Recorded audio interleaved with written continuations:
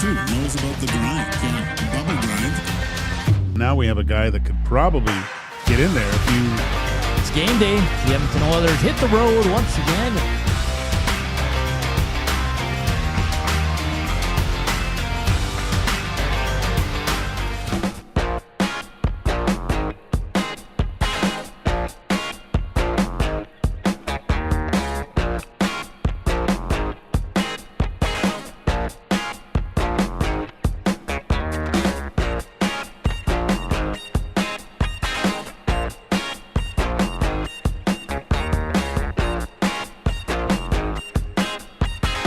What's up, nasties?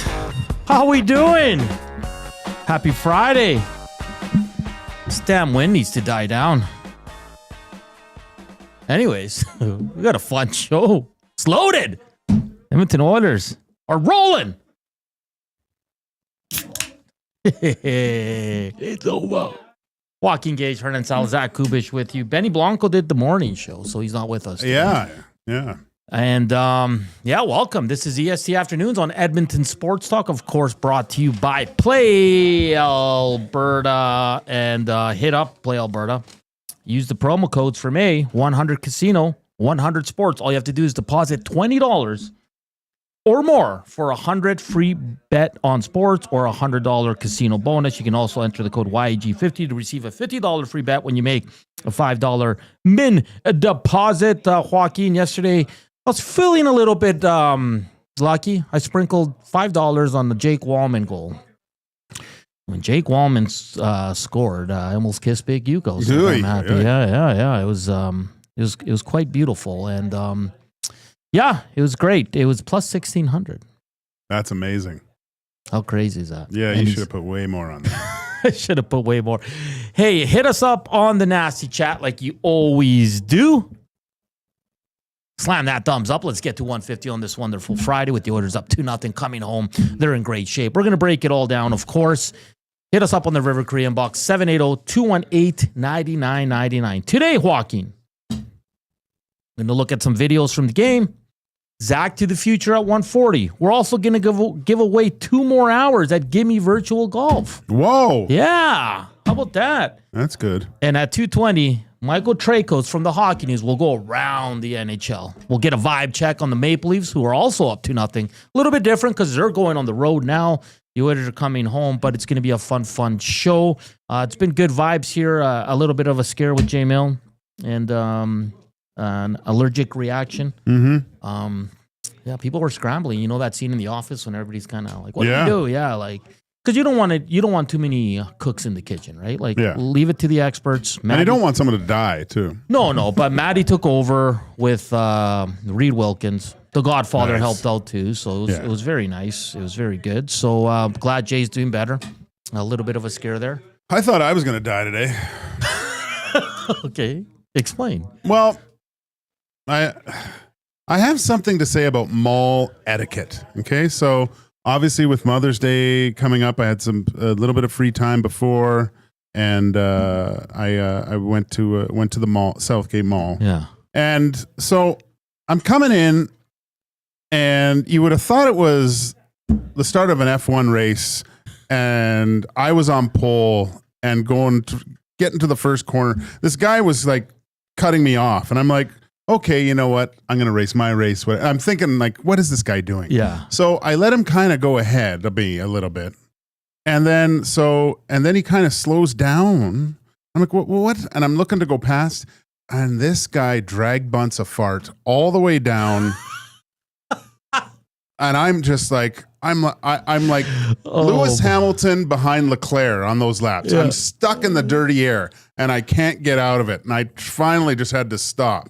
Like, I don't care if you pass wind at a mall, but at least check your mirrors. You can't do it when people are right behind you, right? Like, or get off to the side and do it. Like, it went right in my mouth, this guy, because I knew it was him. Because he did a little shimmy or whatever it was. He crop dusted you. He crop dusted. But it was terrible. So that was my near-death experience. I wanted to yell at him, but I was wearing this shirt, so I didn't want to. Oh, boy. Jason Leduc says, don't jinx it, Hernan. There's no such thing. Come on, Jason and Leduc. What, you sweeping? Yeah. So you think it's going to be sweep? Listen, there's so much to get to about the game, Gage. It was a hell of a game, though, right? Like, entertainment value was awesome. Oh, the entertainment value is way up there. Yeah. I don't want to bring up Arvidsson or the cross-check yet. Let's say that for the second segment because we're going to show the video. Okay. And the winning goal. But sorry for being positive and optimistic, but I don't see Vegas winning 4 games in this series. I don't. And I know Vegas was the better team yesterday. Pickard was outstanding. I thought they did a good job getting in front of some shots. Hertl missed a wide open a look right in the slot. He missed the net. There's so much to get to, Gage. I don't even know where to begin. But I know you're always cautiously optimistic. You're like pump the brakes a bit. It's what happened in the LA series, which is fair, and I understand that. But I just can't see Vegas beating this team 4 in a row now, or 4 out of 5. I can't. That's fine. But it's the exact same situation that the Golden Knights find themselves in that was against the LA Kings and Edmonton Oilers last round, right? So same type of thing. But last night, the 2 main factors to me were you had Stanley Cup goaltending on one side and average regular season goaltending on the other. And that is the reason the Edmonton Oilers won that game. You know what's crazy, Gager? That's a great point because it's funny because Pickard's, and we're going to get to it in inside the numbers, but Pickard allowed 4 goals, and for me, he was the player of the game. Like easily. He was Grant Fuhr. Yeah. Allowed a lot of goals, but made the saves when called them on. How many times have we been saying this? It gets to the point where you can't, if you think back, and that was probably, like, obviously I'm engaged, but for some reason, when the Kings went on to win their Stanley Cups, those 2, Jonathan Quick won the Conn Smythe in the first one, I think.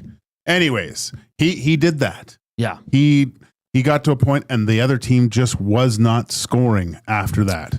And that's what Calvin Pickard is doing. And they're having to, I even found when in certain parts of the game, the Vegas Golden Knights that direct a lot of, like, when they shoot the puck a lot, right? Mm-hmm. They were trying to look for something even a little bit better at times. So that goes to show me, I'm not going to be able to get the puck past this guy. His rebound control, his positioning. Yeah. So solid. The ability to make the big save, which he did, was awesome. And I think it got to a point last night where, especially was the second period there, he made 5 or 6 really good saves. The one on the power play when he came across with his glove. Man. And then Aiden Hill at the other end of the ice is watching this guy and thinking, I got to make some big saves too, and allows 2 really bad goals. We have a new name for him. Stuart Hill. Stuart Hill. Stuart Skinner. Oh, jeez. Oh. No, but I'm trying to think of who Stuart Hill is. Let's be fair. The Podkolzin goal and the Nurse goal were awful. Let's call it how it is. Yeah. If that was on an Oiler goalie, we'd be ripping them to shreds. And I know he comes from the Sean Burke kind of school of goaltending where you sit back, and it was the same reason why I was upset at Mike Smith. Mike Smith even more because he was his ability to react to pucks was he was very fast for a big, huge guy, kind of like Hill is. I don't think Hill's as fast as Mike Smith was. But he gives so much net away by staying in that blue paint. Like each of those goals, those 2 goals, his feet are firmly planted in the blue paint. Like he should be outside the crease. It's just him and the guy. And he's so big. Makes no sense. Christopher says, Vegas had luck last night too. Last 2 minutes, puck going off Perry's butt in the crease. The good one. I forgot about that play. Could have easily missed him or bounced in off him and in. Yeah, it's interesting because Vegas had a lot of. I thought Eichel up until the last goal against in overtime, he was really good. He was playmaking machine. Man. How do you say that's a bad play? Like how do you can't? No, not a bad play, but I mean it's Connor. Yeah. I'll take that back. Whatever. Everybody was chirping him. So really, yeah. Wow. He's stuck with Connor McDavid full flight coming the other direction. Bad pinch. This is Calvin Pickard's net. I don't care if he loses 2 games. Joaquin. No, he's like, I mean, you're bringing up the brooms, and so you're jinxing stuff like crazy, so I might as well too. What have I been saying? I'm going to toot my own horn. I don't care. I've said for the Edmonton Oilers to get back to where they were last year, they are going to need to have one of their goalies be considered for in the Conn Smythe conversation. And you can't tell me that there's a handful of names out there if you go to even to the other series, but the name that rises to the top right now for the Edmonton Oilers, I think, is Calvin Pickard. The guy hasn't lost yet. So 6 come from behind wins. And I don't like, this is what he has to do. So I'm not saying, oh, he's so great, he's doing this. No, this is what's required to move on at this time of year. You need that type of goaltending where you're constantly taking goals away, and the only way the other team scores is deflections, screens, and like fantastically offensively gifted plays. Another good point about the luck. Hyman, I mean, Kane hugged him. He thought he scored there in overtime. I know. Right? Yeah, back check. It didn't go in, guys. Yeah. And then McDavid hits the post right after.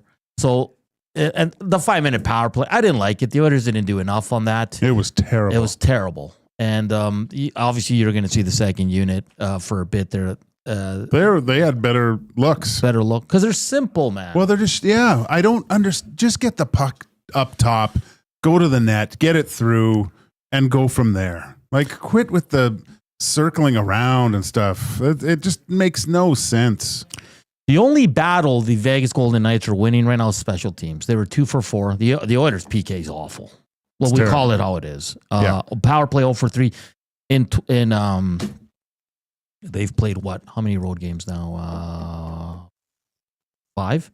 1, 2, yeah. They haven't scored a road power play goal. Really? Yeah. 0 for 12. Yeah, no, that's they got to talk about that on the plane today. But it hopefully they just get together and go, look, let's get back to the base. Like, look at how Vegas operates. They just sift that thing through. That was a great goal.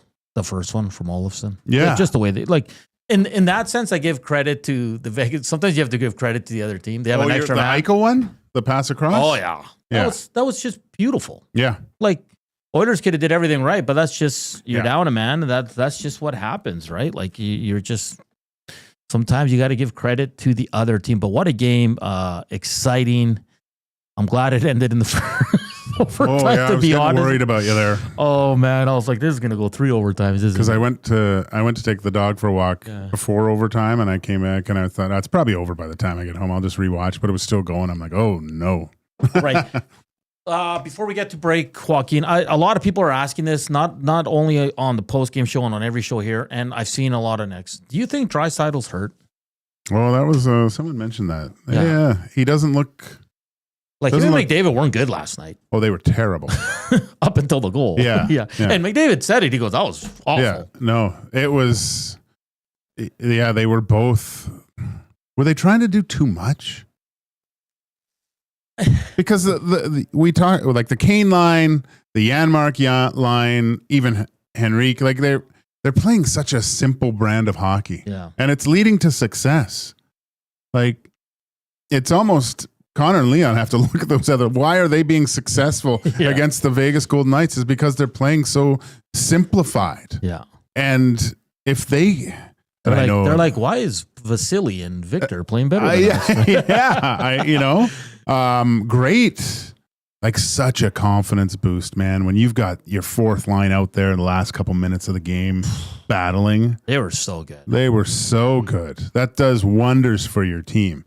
Because I didn't want them to get scored on just to maybe to lose some of that confidence, but everyone's got to be at a really high level right now. Oh, it's unreal. It's unreal what's going on with this team. They can't lose. It's going to be interesting at home.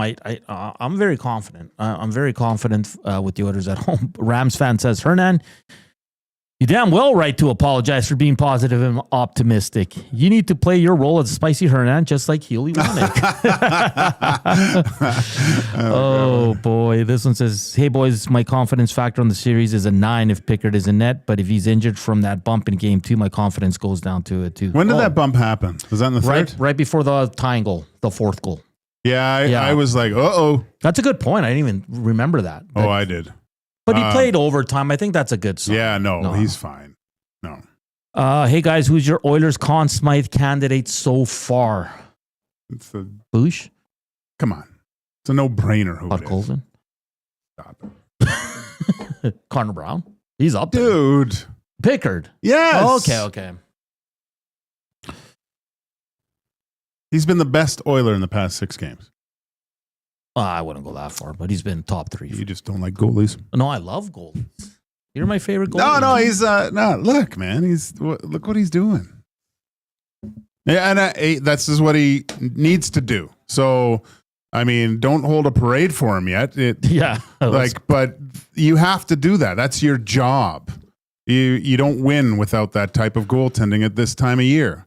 So, and you look to the other end, they're not getting it. They're getting the goals that people go crazy when Oilers goalies allow goals like that. I mean, you imagine what the nasty chat in the text line would look like right now if it was reversed? Oh, it'd be terrible. Yeah. You know, and I know a lot of people don't like to give predictions. Well, anything could happen. This is all I'm saying. Vegas is not beating the Oilers 4 out of 5. Plain and simple.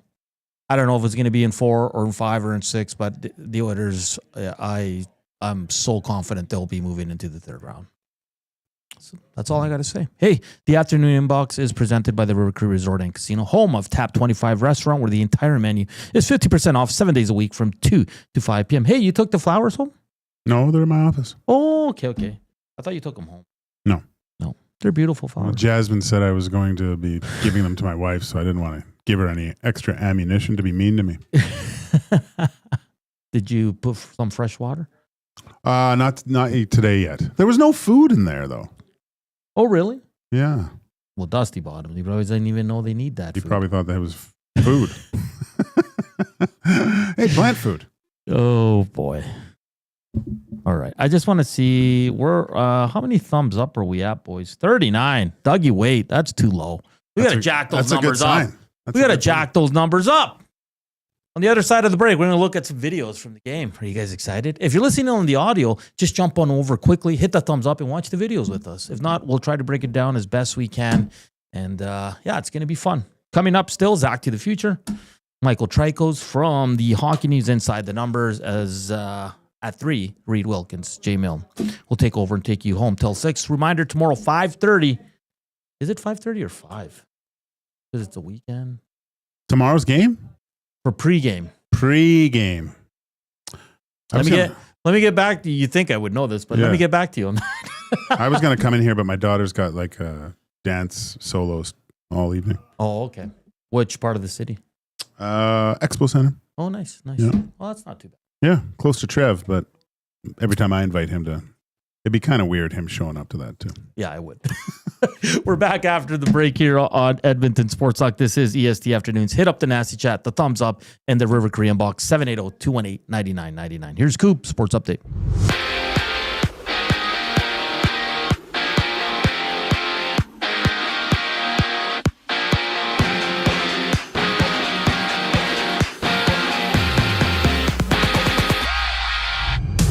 After receiving a 5-minute major for cross-checking Edmonton's Trent Frederick in the face, Nicholas Waugh of the Golden Knights is set to have a hearing with the NHL's Department of Player Safety. In 2 games dot the NHL slate tonight with the Panthers and Leafs going at it in Game 3. Florida down 2-0 in the series. Elsewhere, Dallas hits the ice in Winnipeg for Game 2. Dallas up 1-0. And Team Canada has named Pittsburgh's Sidney Crosby as their team captain. Canada facing Slovakia tomorrow. Right now, 2 games are live. The States up 2-0 on Denmark early in the second period. Basketball has a pair of games. Cavs and Pacers tip off at 5:30 in Game 3. Cleveland winning both games so far before OKC plays Denver, with the series tied at 1-1. In the CFL, the Elks have released 14 players at the end of rookie camp, including Edmonton-born running back Jonathan Rosary. And from Seattle, the Jays and Mariners open up a 3-game series. Kevin Gausman starts on the mound for Toronto. This sports update is brought to you by Windsor Plywood Leduc. Locally owned and operated since 1993, they're more than just plywood. They offer everything from doors and flooring to decking, fencing, and custom millwork. Windsor Plywood Leduc, they're the experts you need to know. More NHL talk on the other side of the break. I'm Zachary Kubusch, and you're up to date. Get your fix every single game with the GCL Diesel Oil Stream pregame and postgame shows with Tom Gazzola and Hernan Salas. Whether it's breaking down the starting lineup, predicting key matchups, or diving deep into the game's biggest moments, Tom and Hernan are here to give you the best insight and analysis in the city. After the final horn, get the breakdown of every key moment, performance, and player reactions. It's your one-stop shop for all things game day. Catch the GCL Diesel Oil Stream pregame and postgame shows with Tom Gazzola and Hernan Salas, only on Edmonton Sports Talk, your clear choice for Edmonton sports. Craving a late night snack? Hit the Banquet for our new late night happy hour. Sunday to Thursday, 9 p.m. till close. Try favorites like sweet and spicy lettuce wraps or our Banquet burger and fries, all at happy hour prices. The Banquet. Get real. Play hard. Time out, Edmonton. The new Play Alberta app has arrived, and it's here to make your gambling experiences more fun, exciting, and secure. Enjoy the convenience of hundreds of casino games, betting live on your favorite sports teams, and access to lotteries all in one place anywhere in Alberta. Enter code YEG50 to receive a $50 free bet when you make a $5 minimum deposit. That's a $50 free bet for new and existing users using code YEG50. Remember, if you gamble, use your game sense. Since 1952, William Huff has been the heartbeat of Edmonton's advertising world. From humble beginnings to a citywide powerhouse, we've been the go-to for signage from print to design and installation. Partnering with Edmonton's top sports franchises and major events, we've helped shape the city's global reputation. Our secret? Unmatched customer service, decades of experience, and a passion for excellence we call the William Huff Advantage. Visit us online at williamhuff.com. Keep your team jersey and rally towel close by and help bring the championship home. For all your other treasures, store them with Sentinel Storage. Store Canadian. Try 4 weeks free at sentinelstorage.ca. Proud partner of the Edmonton Oilers.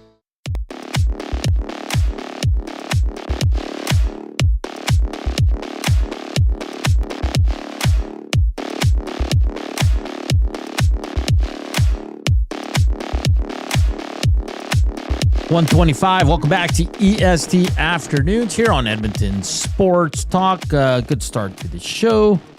Everybody's feeling good. It's Friday. Dusty's still hanging around here. I'm trying to get him to play a Techmo game against Maddie. Does Tommy play Techmo? No. Huh. He only plays NHL and Mario Kart. He does a little NBA Jam here, I see. And Ninja Turtle. Ninja Turtles. All right, let's get to we got to get to these videos here. Let's start with the Nicholas Roy hit. It was funny because Louis like, I think he was trying to hit the puck. Like, no one cross-checks the puck. Like, he's going to have a hearing. Like, boom. But it's funny because it looks like Frederick kind of faints with the cross-check and retaliation from Waugh. Like, see, it comes up, boom. So it was like...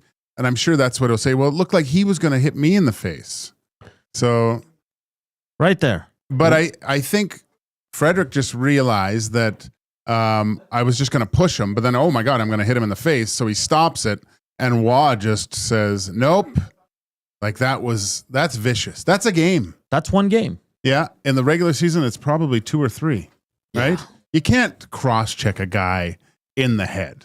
I don't care if it's a 5-minute. That's got to be a game. I think you're onto something there. Let me clear my circle there because let's look at it again. And watch. Yeah. So he goes, I'm going to hit him. Oh, yeah. Boom. So I don't hit him because I'm going to hit him in the face. And then Waugh, his processor wasn't working and says, no, well, I'm going to get you too. And just right on the button. So you say one game? I think one game. It's got to be one. It's playoffs, so you cut everything in half, right? Yeah. Ooh, this was. I hope that's. I don't think. Right there, Gager. Let me draw it. Right there. Yeah, it's a can opener, man. It is the can opener, and he tried to do it on the other side. And listen, the officials. Let's call it how it is. The officials are awful, and they're awful for every team. Did they miss a penalty on the Oilers? Yes, 100%. But who cares? How many missed penalties do the Oilers have? Like, it evens out, guys. I don't feel sorry for them. The first penalty of the game. Do you recall who it was? McDavid, wasn't it? No, it wasn't McDavid. I forget who it was on, but it looked like the Oiler player that took it. Their stick was in, was it nude? I forget who it was, but it seemed like the Oiler player had their stick in a certain position, and then the Vegas player skated up on it. Yeah. And then tried to move and turned. So it was almost like they skated into it, which was weird, and the Oiler got a penalty. But the stick's right there on the skate. They missed. But it's he doesn't really hit the skate. It's the other leg coming through, and then you don't expect that type of resistance, and you just trip right there. So he's boom, and so he's he got up holding his left wrist, was it? Yeah, you hope he's. Ugh.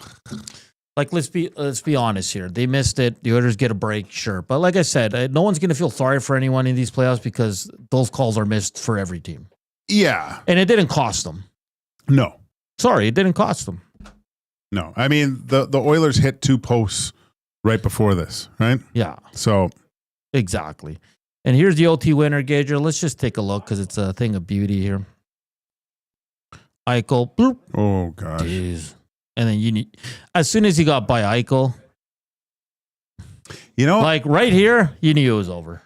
I was shocked, and then I saw it was Eichel trying to skate backwards. Because then you're going to go here, and you're going to cut across here, and then boom, it's going to go in the net, right? I didn't really like the way Hill played this, because when you watch, he bites so early on the shot and just goes down. Yeah, it's not a very confident move on Hill's part, because then he's just reaching.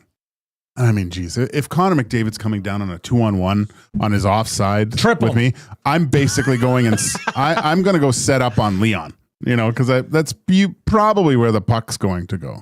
Yeah. There's Mark Stone telling the ref, "This is on you." It's not actually. No, it's look.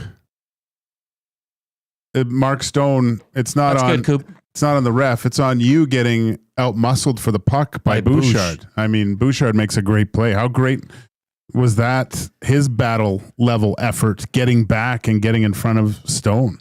I'm glad it was Stone. Bouchard's going to win that race. I like how upset they are. Like, it's one missed call had nothing to do with the other. So, I'm done with that. Mark Stone, suck it up, man. Every team goes through it. It's now, if that was on the Oilers fans would be losing their damn minds. Oh, right yeah. now. It's a missed call. It's a bad missed call. Let's call it how it is. Yeah. That's a terrible call. And the refs, like the embellishment the night before, these guys probably shouldn't ref another game, to be honest. No. Like, it's bad, man. Well, even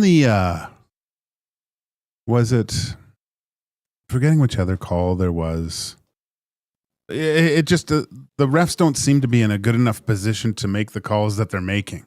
Like, they're making it from on the other side where it looks like, oh, that's a hold. Oh, it was on Bush when he got the penalty for holding. Yeah. Right? Yeah. So the refs on the other side of the ice looking at that and can't see the Knights, I think it was Barbashev, holding onto Bush. That's what he was saying. He was holding me. He was holding me. What am I supposed to do? Right? And I guess you just don't want to put your arm there to begin with. Right? Give them a chance to do something like that. But that's right there. That's a missed call. And didn't they score on that one? They did. Yeah. They scored on the McDavid one to tie it. Yeah. And really, it's funny watching McDavid's kind of careless with his stick sometimes. I don't know why. And it's funny. He's probably the only one that carries his stick in between whistles like he's carrying a flag, like it's resting on his shoulder. I don't know why he does that. I thought last night, I go, why do you always do that? Maybe it's to not get snow on your blade or something like that. I don't know, but that was friendly fire on the first high stick, but he could have got 4 minutes in penalties when he was going around the net there. Oh yeah. Pedro's Jerry Girl says, Hernan having too much fun with the telestrator. I am. Oh, man, that's great. Gabriela says, how about Mark Stone jumping on McDavid's back that did not get called? And then the fans are chanting, ref, you suck, like McDavid did something wrong. Yeah, that was if anything, that was it was a double interference call because McDavid didn't move. No, right? he was just Stone ran into him. So, Stone's just not a likable player, eh? Oh, he's likable. You like on him? Your team? Yeah. No, that's what I mean, though. But like for the opposition, I think every fan base dislikes him. Well, yeah, because he plays. I find him an honest player, though. I know I like him as a player. I think he's lost. It really looks like he's lost a step. You saw it at the Four Nations. Yeah. He's kind of in that. I mean, he's still a really good player, but there's something that I think the Oilers can take advantage of. Christopher says, unrelated. How would a guy be able to get his Gage, S, and Mosquitoes game worn jerseys? How much money you got? That's pretty cool. Have you seen that jersey? No, I haven't. Oh, it's pretty sweet. Yeah. A big mosquito on there. We were sponsored by, I think, Nissan. Oh, okay. So there's a big Nissan thing on there. Yeah. You have it, obviously. Oh, yeah. Yeah. You have them up like in a case? I've got a few up. Okay. Yeah. I don't know which ones to actually put up. I like my my Italian one because there's all sorts of cheeses and stuff on there. It's pretty funny. Oh, he has it. He wants it signed. Yeah. Oh, I'll just bring it into. Oh yeah, it is Nissan. Yeah, just bring it on into the old. Come to the studios, my man. Studio. And we'll hook you up. Like I'm just saying, we'll hook you up. Yeah. 68 thumbs up. Jaromir Jagr almost became an Oiler. Remember that buzz that summer? To play with Hemsky, right? He wanted to play with Hemsky. That was the. I gave Hemmer crap because I played against him in the the Hockey Hips Homeless, and he was dancing a little bit too much out there. When you left, we went to break before the last, and Hemsky walked by. I'm like, Hemmer, and he's just like looked at me like, who the hell's this guy? Hi, I'm Hernan, Edmonton Sports Talk, doing a radio show. I'm a big fan. Oh, it's good to meet you. I'm like, yeah, can you join me right now? And he's like, I could do it later. He goes, I'm just really tired and need to get food. I was like, nah, don't worry, man. We're done in like 15 minutes. He's like, no, I'm so sorry, man, but I can do it later. I'm like, but the next show's coming up at 3. So he was a nice guy, but he really didn't want to do it. Yeah, he was like, I'm good, bro. It's all right. We got Dean McCammond. We had him on the Hangout, I guess. Good old Dino. I know you wanted him for our show, but he, I think Glue Guy went and wrangled him in there. No, that's fine. We had Kelly, man. Yeah, we had Bucky. Yeah, we did have Bucky. We had Bucky. Is that it? Yeah. Yeah. We he had sweet glasses on. I didn't want to say that to him, but he's a good dude. We'll have to try to get Bucky on more during the season for Devon. For sure. Maybe go out there and watch a game or stuff because he's got some new exciting players that he was talking about. So faux show. All right, Zach to the future. How do you think Zach's gonna do? I haven't really. I don't know. I gotta print this off for you. I don't know. I think he's had a lot to do this week. He's training. There's a lot of things going on, and that's why I threw a lot of softballs. Oh, did you? Oh yeah. Like if he doesn't, he'll pass.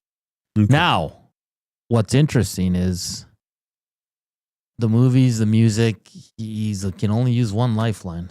Should we give him more lifelines or just one? What do you think? Well, with the amount of personnel still, depends on how many people here. Could it be like a group thing? Well, I guess that'd be like too many. Like say there's a song and they hear it on the TV or whatever. They're yapping out there right now, but once the segment goes, sure, why not? It can be a group setting. It'll be a group setting. They might give me a wink or a nudge. I don't want to cheat or anything. Yeah. I try not to. Not to. Good. Caster 1990. Actually, Hernan, Hemsky went on Reed and Jay show. Herman just didn't want to talk to you. Yeah, that's what I said. I said, we have another show coming up. And oh, good. Yeah. Hey, we're all a team here, brah. We're all a team here. 73 thumbs up, man. 37 minutes in. That's pretty good. We should hit 150, Joaquin. We should. We should. On the other side of the break, it's becoming one of your favorite segments. We want you to play along. Hit us up on the River Cree Box, 780-218-9999, or the Nasty Chat. Slam that thumbs up. Portions of this hour brought to you by the Canadian Brew House. Make your birthday legendary at the Canadian Brew House. Epic food, killer drinks, and a vibe you can't beat. Plus, get free nachos with our app. Book your party now. The Canadian Brew House. Our house is your house. Zach to the future on the other side of the break here on EST Afternoons.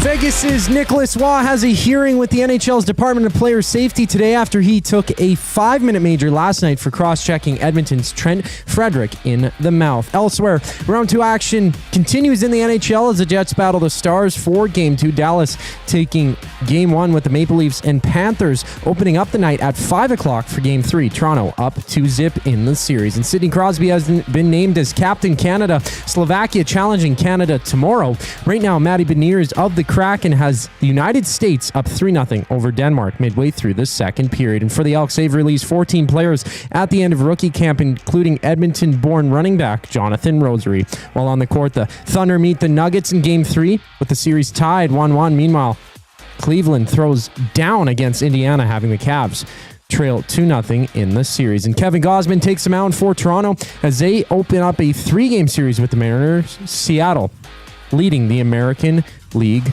West. This sports update is brought to you by Gimme Virtual Golf. Whether you're up for a casual round or a serious game, they've got membership and flex passes to fit your style.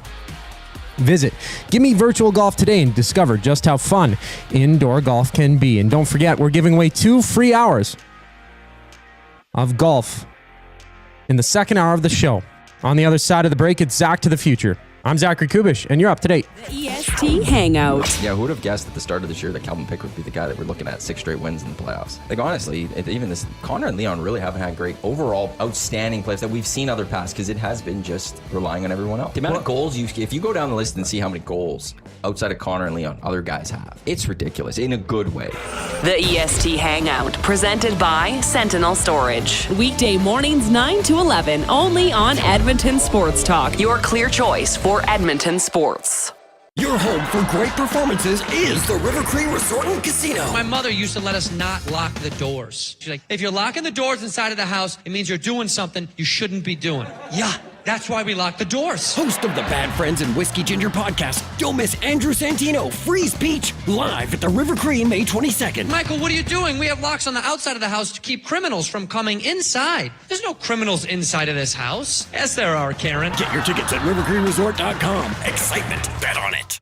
Hey Edmonton, ready to take advantage of lower rates and better pricing? South Fort Chevrolet in Fort Saskatchewan has you covered. From rugged trucks to sleek SUVs. And with over 40 years in business, you can trust that you're getting the best deal on your new ride. As the proud title sponsor of the Nielsen Show, EST listeners can drive a little to save a lot with South Fort Chevrolet's transparent pricing and down-to-earth sales team. Visit us today in Fort Saskatchewan or online at southfortchev.com. Looking for quality building materials and friendly advice? Visit us at Windsor Plywood Leduc, family owned and locally run since 1993. From interior materials for doors, flooring, baseboards, and all the finishing touches to all you need for your outdoor projects like cedar lumber for decks and fences, plus all the plywood you'd need. Our full-time on-staff carpenter can help with anything odd-sized or custom, and from domestic hardwoods to exotic selections, we've got you covered. And if we don't have it, we'll track it down for you. Windsor Plywood Leduc, we're the experts you need to know.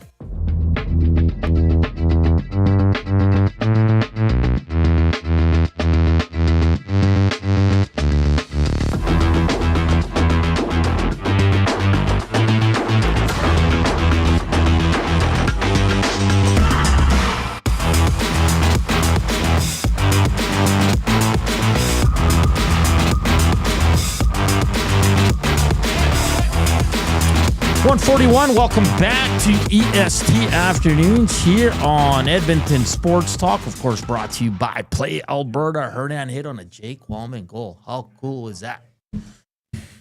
That's good. It's good times, man. What'd you do with the money? It's still in the account. Oh. It's only $68. Oh. Probably double down. Really? Pick another player for tomorrow. Who should Hernan bet on to score tomorrow? Send that in. We're having our Techmo draft on Monday, finally official. I'll believe it when I see it. Redropped out of the league. Yeah. There's only 6 of us. That's okay. Yeah, it'll be fun. North and South Division? I don't know if we're doing divisions. No. East and West. No. I think I might have screwed up everything, guys. Keep talking. No. He screwed it up that bad that we got to take over the show. No. Anyways, what I was going to say today about the Oilers game last night is people are excited, but I did reference everyone's got to cool it a little bit here. Do you remember that song? Cool it now, you gotta cool. No, keep going. I almost got it. New edition. Oh, is it? Yeah. I just want to test my. Oh, sorry, that was my bad. Sorry, everybody. Blasted Koob. I was fine. Sorry, Have you got Koob. those things pumped up over there? A little bit, but it caught me off guard. I thought I did something wrong. Oh, okay. Yeah. No, you're good, Koob. Calm down. You're always good. Just calm down, Koob. And it's Friday. Don't worry about it. But I just thought that it's given me pause, and I know you're uber excited about this stuff and positive, but look, the Connor and Leon got to get going here.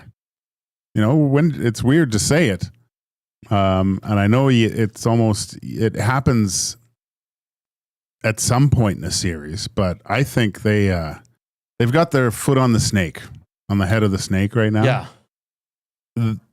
They have to have their best game of the season tomorrow night. Yeah. Their best game of the season. But and Gage, like I know, like we were talking about it, but let's be honest here. Like they haven't been at their best, and they're up to nothing. You know they're gonna have a game here eventually, right? I thought they were really good at game 1.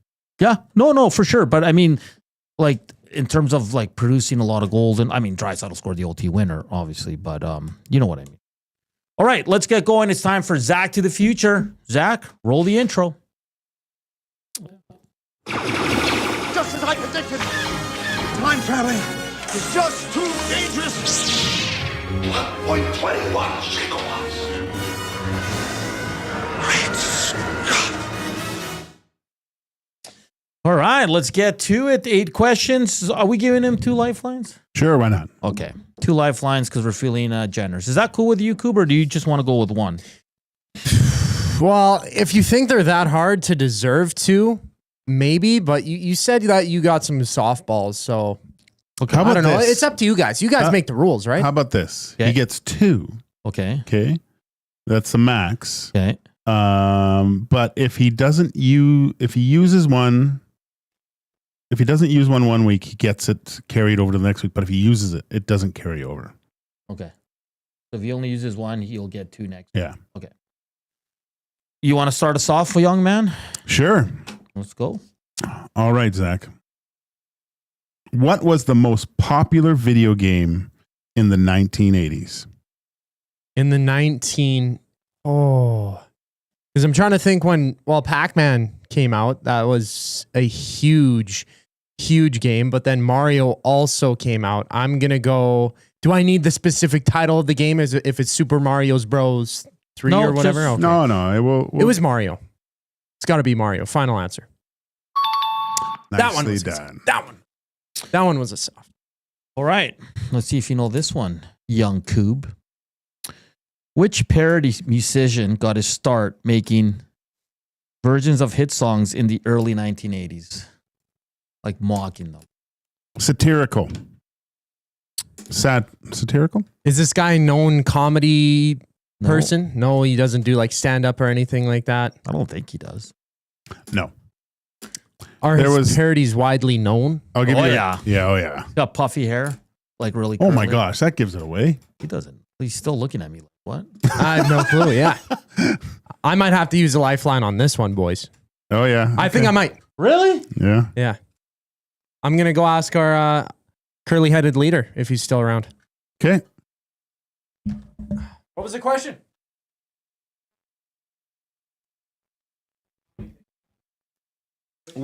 You'll get it. Which parody musician got his start making satirical versions of hit songs in the early 1980s? Weird Al Yankovic. That's my guy. That's my guy. That's just Weird like his Al? favorite I know. music. There we go. Yeah. Dusty has all his LPs.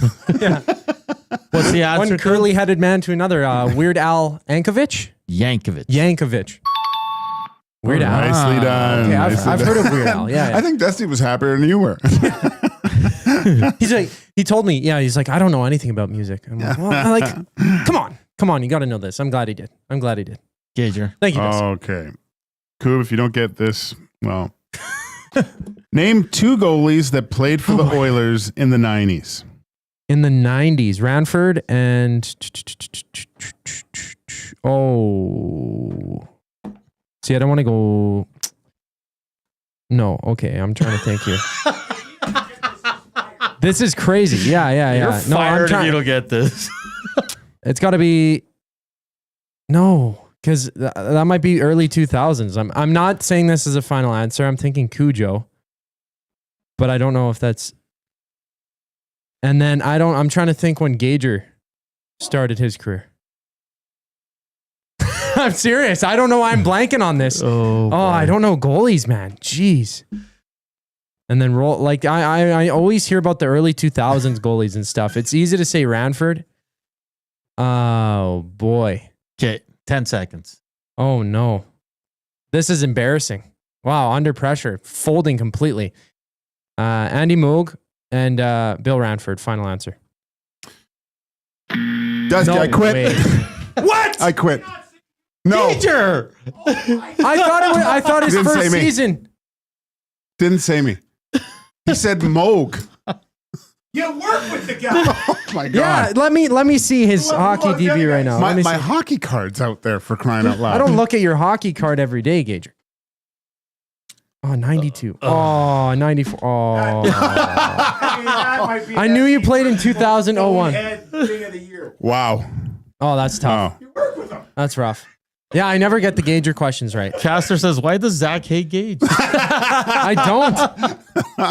Oh my God. Okay, so you All got right, let's get this over with. you got Ranford, right? You could have went Yeah. Salo, Cujo, Joaquin Gage. I was going to say Cujo. Damn it. Bob Essensa, Mikhail I've never heard of him. Stalenkov. Never heard of him.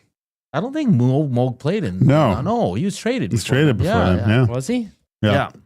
I think in Darn 88. Mm-hmm. It's not a bad guess, Koob, but Because he was in Boston. He was in Boston. Boston. He got traded for 86, Ranford. he Yeah. won- Yeah. Oh. Yeah. Oh. No. I don't even want to do this anymore, guys. Can I go home? Penner's Pancake says, and your new producer for EST Afternoons, Benny. Benny, come back here.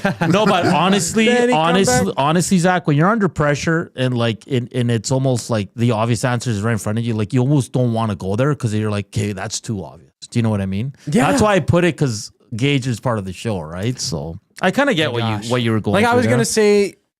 gonna say Cujo and Ranford. I'm like, no. Cujo was It can't right. be. Cujo was right. He was outstanding. Yeah. Overthinking. Barry the cheater. Zach can't afford a $60 for Gager's card.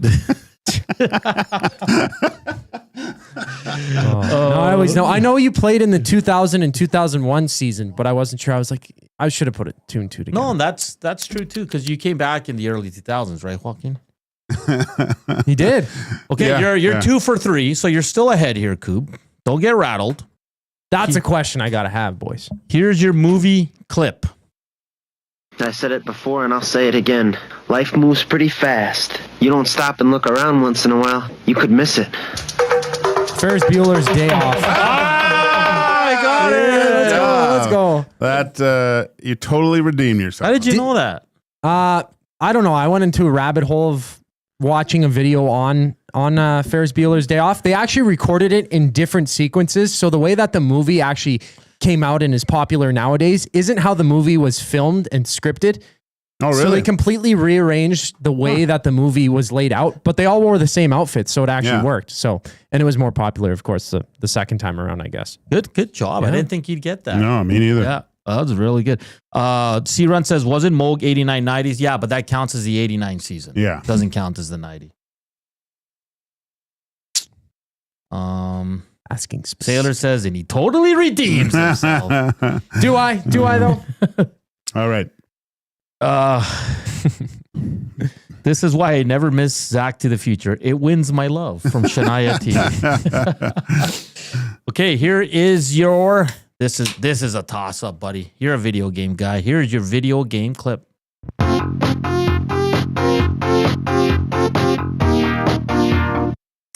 Would you like to hear it again? Yes, please. That's a sports game, right? NHL 94. Final answer. Yeah, there we go. Nice job. Extra point. What system? Super Nintendo.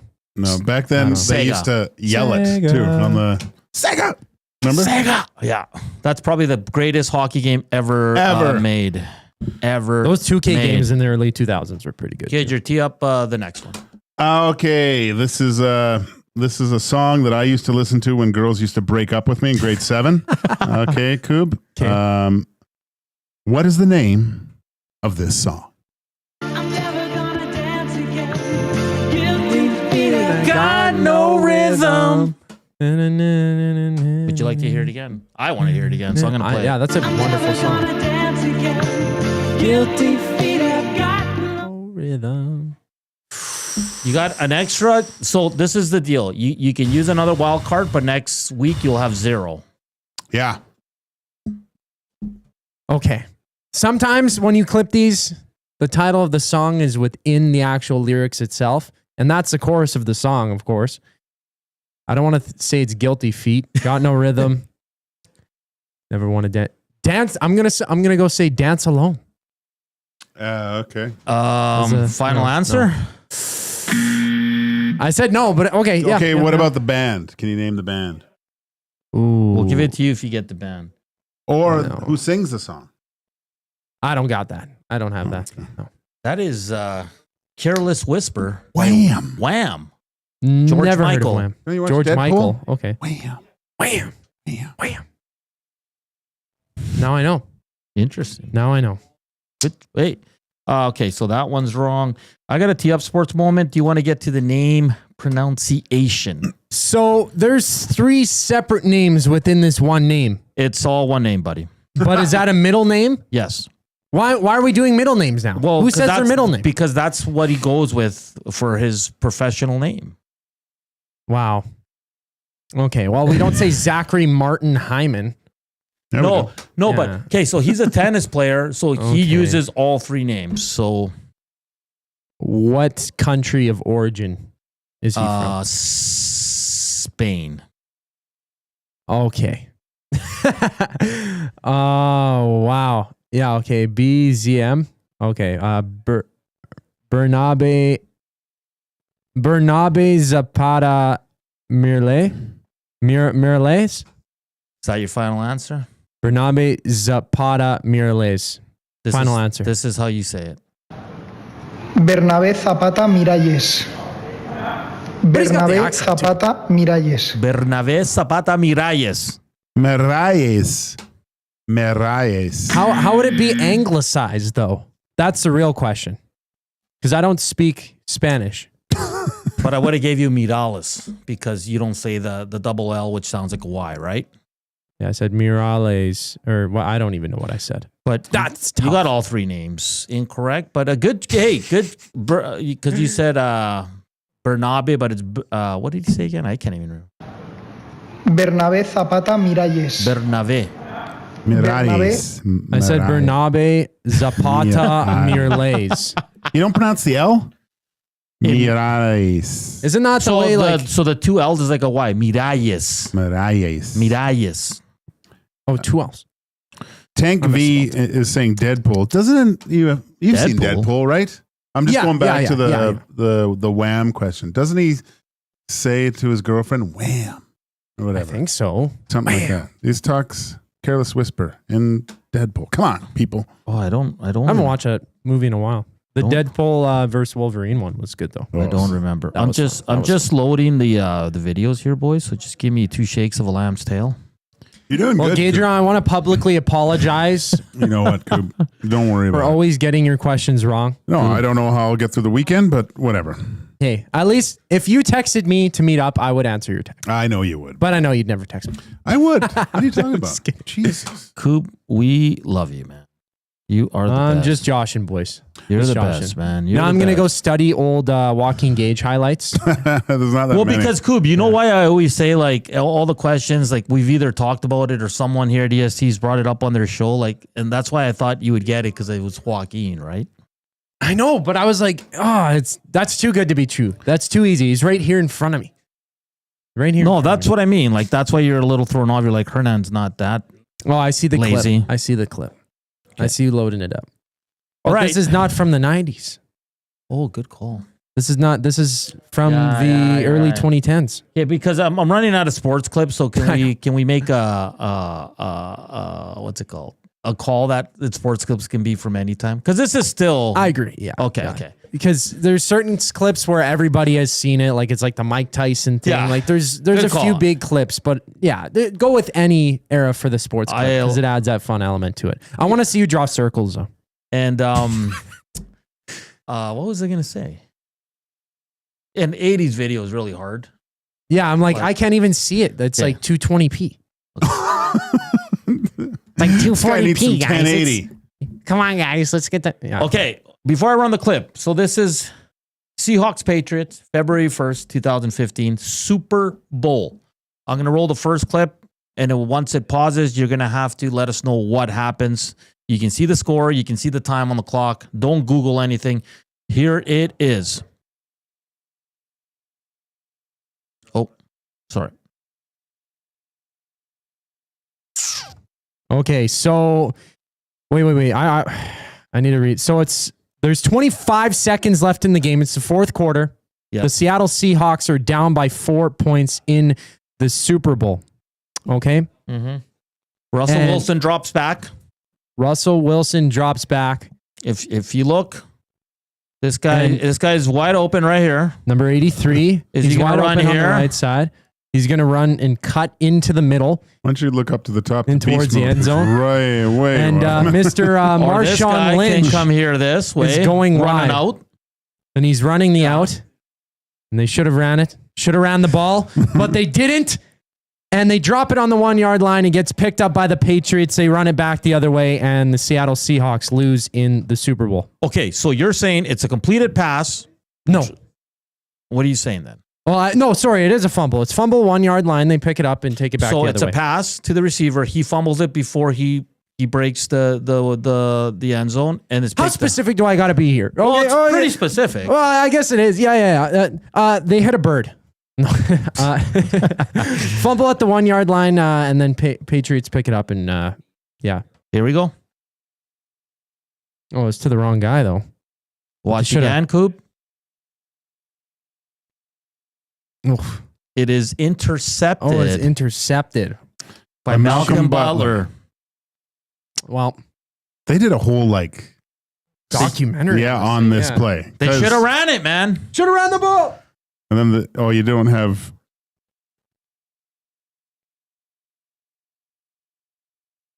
That's rough though. So I read the book. I can't remember who wrote it. So all in the training camp, Bill Belichick was doing goal line defenses. And they usually play the two safeties. And he goes, you know what? I'm going to swap out one of the safeties and put another DB there because they're faster usually and they're better in coverage. And he goes, they ran the play every week in practice and they didn't use it until this play. Yeah. Malcolm Butler was the extra DB and he intercepted it. Yeah. It is fantastic. Crazy. Absolutely fantastic book. Koob, you got that one wrong. So let's see what Koob did today. 1, 2, 3, 4. 4 of 8. Oh, you passed. 50%. That's got to be a fail though. No, I don't even think they're taking 50s as passing grades anymore. That drawing got a bit dangerous. Yeah, What were you doing with that? Tom Brady jumping around like a maniac. So you circle around here, you circle around there, and then you got to go out, come back, go out, come back, and then What show was that from? Rip City Step. Next week, tune in to hear Koob mispronounce Joaquin Gage's name. Joaquin. Koob, you passed again. You've only failed once, so congratulations. You're doing really well. Good stuff, buddy. Great stuff. And he has a wild card. For next, he didn't use it. I'm sure Reed would have known the careless whisper. Oh yeah, he would. Yeah. I don't think Dusty would have known. Reed is a careless whisper. All right, we got to get out here. Hour 2, Inside the Numbers, coming up next for Play Alberta. Michael Traikos from the Hockey News will go around the NHL, so it should be a fun second hour, and then we'll get you set for Reed Wilkins, Jay Milne from 3 to 6. We're back after the break here on EST Afternoons. Keep slamming that thumbs up. Get your fix every single game with the GCL Diesel Oil Stream pregame and postgame shows with Tom Gazzola and Hernan Salas. Whether it's breaking down the starting lineup, predicting key matchups, or diving deep into the game's biggest moments, Tom and Hernan are here to give you the best insight and analysis in the city. After the final horn, get the breakdown of every key moment, performance, and player reactions. It's your one-stop shop for all things game day. Catch the GCL Diesel Oil Stream pregame and postgame shows with Tom Gazzola and Hernan Salas, only on Edmonton Sports Talk, your clear choice for Edmonton sports. Friday and Saturday, May 9th and 10th, it's the Can-Am Sprint Car Challenge at Rad Torque Raceway. Alberta's best sprint car drivers face off against the American Rocky Mountain Sprint Cars in a methanol-burning, dirt-slinging border battle. Also in action are the modifieds, late models, mini stocks, and hobby stocks, making it a full weekend of family fun racing. The Can-Am Sprint Car Challenge at Rad Torque Raceway, just west of Highway 2 on Highway 19 at Edmonton International Airport. Get your tickets and info at radraceway.com. You've heard the name, but what does it mean? For over 66 years, William Huff Advertising has supplied signage from screen printing to digital to LED with design, production, and install in-house. It's a one-stop shop for all your signage needs. Edmonton owned and operated, William Huff has been trusted by the biggest companies and teams in the City of Champions and many others across the country to do the job. If you're looking for a way to get the word out about your company or event, they are the answer. Go to www.williamhuff.com. Their results speak for themselves. Celebrate your birthday at the Banquet Bar. Enjoy great drinks, amazing vibes, and unforgettable memories. Download the Banquet app and get a free pizza pie on your birthday. Book your party today at thebanquetbar.com. Looking for a winning strategy for your retirement? Contact me, Joaquin Gage at K4 Financial, where expertise meets dedication. I will always look for a careful approach to your retirement, ensuring your financial future is secure. From tailored strategies to clear, actionable advice, I'm here to guide you every step of the way. Don't leave your future to chance. Get in touch with me, Joaquin Gage, today at k4financial.ca or email joaquin.gage@k4financial.ca to start planning for a brighter future and a more secure retirement.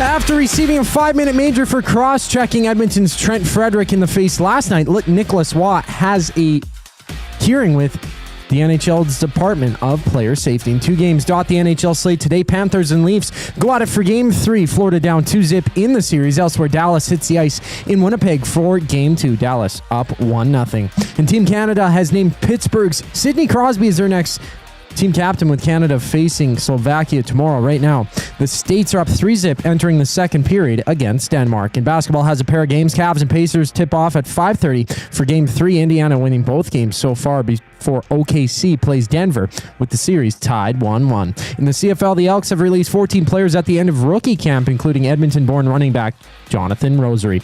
And from Seattle, the Jays and Mariners open up a 3-game series. Kevin Gausman gets the ball for Toronto. I'm Zachary Kubusch. That was your sports update. The second hour of EST Afternoon starts right now.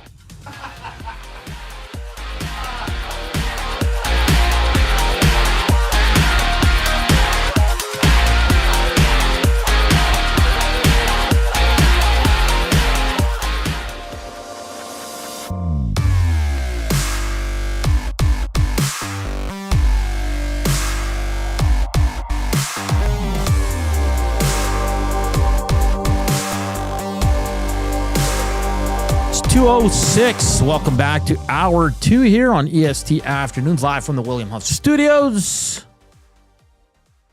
Joaquin Gage, Zach Kubusch, Hernan Salas with you here. Enjoying this nice Friday. If only this wind would go away, Joaquin. The Edmonton Elks rookie camp did wrap up. Any big surprises? No, they released 14 players this morning prior to they had to get down to 85 before Sunday's start of training camp. No big names. A lot of American guys that they signed from college. I'm not going to go through all the names because no name really, I don't think many people would know. So they cut it down. They're back on the field. Medicals tomorrow, on the field Sunday, and it should be fun as the CFL season is just around the corner. Like always, if you're watching us, please hit the thumbs up and subscribe if you haven't done so. We're at 12.1K. I think we want to get to 12.5. Slam that thumbs up. We're at 117. We're very close to 150. That'd be awesome on this Friday. If you're listening online, it's iHeart, TuneIn radio apps, EdmontonSportsTalk.com. Just slide on over and hit the thumbs up as well. Joaquin, did you see yesterday when they won in overtime, Chris Knobloch slapped Mark Stewart? Yeah, I saw that. That was awesome. That was hilarious. Oh, man. That was great. He's got to slap him after every win now. Yeah. Mark Stewart like, whoa. Because Knobloch is so chill. Yeah. You know, I'm like. And that was a lot of emotion for him. Because when he slapped him, you can see him go, I didn't mean to hit you that hard. That was great. So good. That was great. Something special going on here with these Edmonton Oilers. Michael Traikos from the Hockey News at 2:20. We'll talk Oilers. We'll talk Jets. We'll talk Maple Leafs. Of course, Joel Quenneville in Anaheim now as their new head coach. And it's going to be fun. Tomorrow, 5:30. GCL, Diesel Oil Stream pregame show. Tom Gazzola will be live from the Ice House. I'll be here in studio. Our boy Cass will be in his home studio as well. And I don't know who else will be joining us. Postgame, obviously, Cass and Reed, but still working on a guest for tomorrow. A lot of the Vegas media is up here. So I'm sure Tommy's going to be able to snag one or two there live like we did with DB, Dennis Bernstein. So should be fun. Let's get to Inside the Numbers for Play Alberta. Play Alberta is your home for online gaming excitement featuring casino games, live dealer action, lottery, and sports betting. Now, with the new Play Alberta app, you can take the fun with you anywhere. Download the app or sign up today at playalberta.ca. Again, Inside the Numbers. I'm going to have to start paying Brian Swain because he keeps sending me wicked stats. All right, here we go. Calvin Pickard, who's been, listen, he's 3-4 goals a game, but he's doing that Grand Fear thing where he's making the big stops when needed, when the team needs it. You know what I mean? He's been excellent, and he seems like an overall great guy, Gage. Like, you couldn't be happier for this guy. He just seems like such a good dude. Pickard is the first Oilers goalie to win at least 3 games when he gives up 4 or more goals in a single postseason since Ranford in 1989. Different time when Ranford was playing because a lot of goals were scored. Mm-hmm. Just look at Billy Ranford in the early 90s and his equipment. It's crazy. Yeah. All you see is net. Draisaitl is the second player in franchise history with multiple OT goals in a single postseason. Do you know who the other player is? So the first player to score multiple. So Draisaitl is the second player in franchise history with multiple OT goals in a single postseason. Who is the other one? For the Oilers, we're talking about. He's European is your hint. Well, God, I want to say one person, but I don't know if it's right. Curry? No. Klima? No.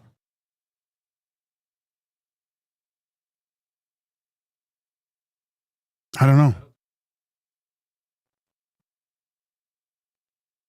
No, that wasn't me. I don't know. It's not Yari Curry. Same team, same era. Oh, really? Yeah. European? Yeah. The Magic Man, Kent Nielsen? No. You get one more. Esa Tikkanen. Yeah. There it is. Esa Tikkanen in 1991. Okay. God, he was a good player. Yeah. One of my favorites of all time. Yeah? Oh, yeah. Crazy guy. I like when Gretzky went to another team and Slats just sit like that's when you had a shadow where he just followed him around the whole time.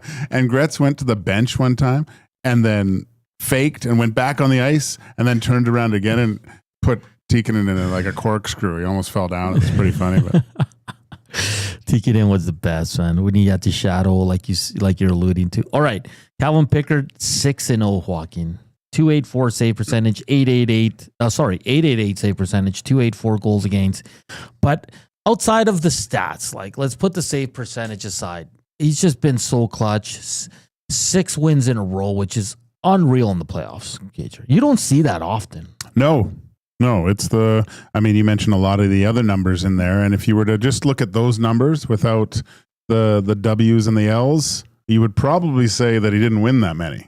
Yeah. But the one that means the most is the one that precedes the W, and he's got 6 of them. Because it's at the end of the day, let's say the Oilers, everything goes well this postseason. No one's going to remember the stats; they're going to remember the wins. Yeah, do you know what I mean? I know. No one the Oilers won the cup, but did you see a save percentage? Like no one cares. Yeah. Like look, if the Winnipeg Jets bow out, to the Dallas Stars here, no one's going to talk about, well, did you see Connor Hellebuyck's regular season save percentage? It was great.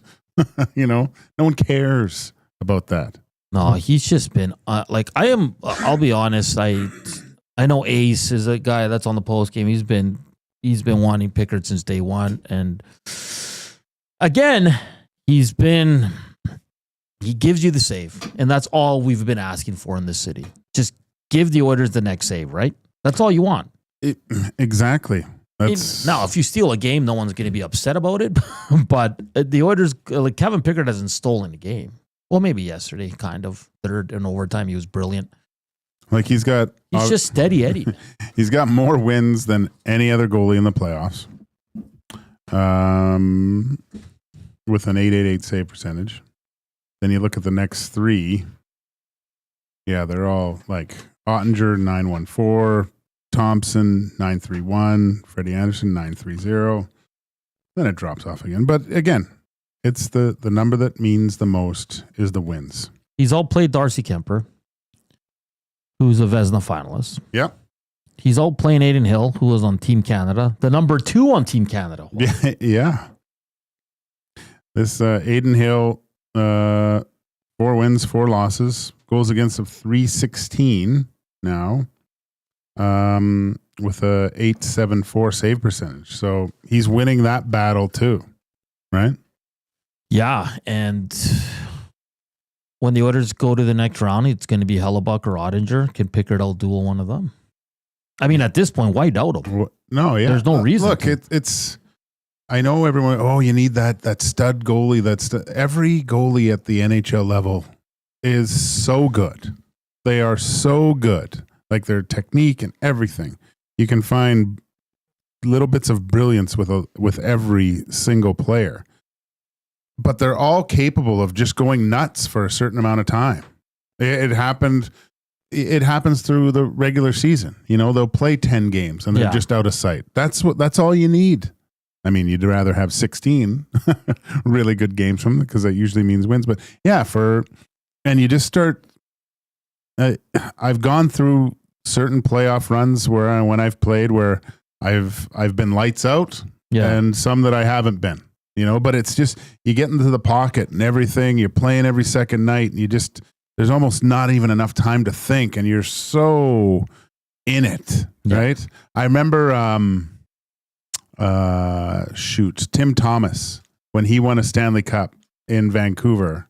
There, he had something interesting to say afterwards. He was so dialed in and focused that even after the game and the celebration with the cup, and then he finally gets into the dressing room and kind of celebrating. He sat down for a quick second, and he was so kind of still in that focus mode. He goes, okay, I got to get ready for the next series.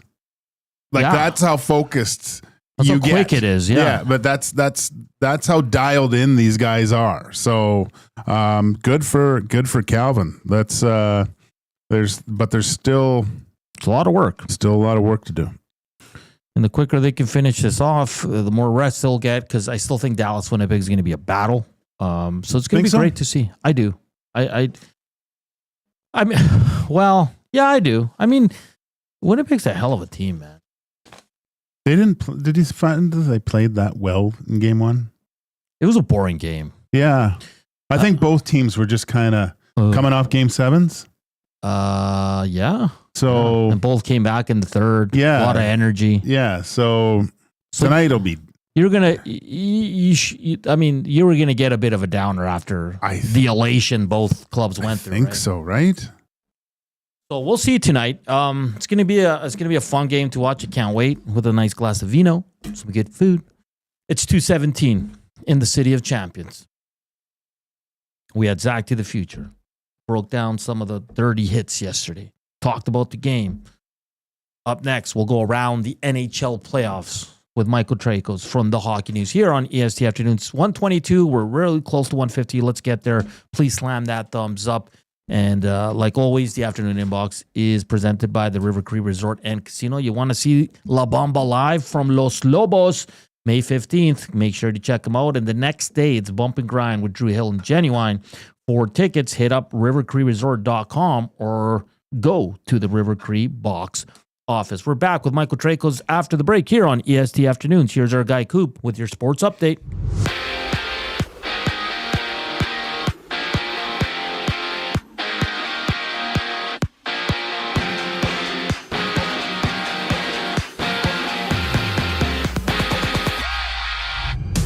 The NHL Department of Player Safety will have a hearing with Vegas's Nicholas Waugh after he cross-checked Trent Frederic of the Oilers in the face last night. The play resulted in a 5-minute major, and there's a couple games in the NHL tonight. Dallas looks to go up 2-0 on the Jets in Game 2, while Toronto visits Florida for Game 3. The Maple Leafs leading 2-0 in the series. And Sidney Crosby has been named as Team Canada's captain. They play Slovakia tomorrow.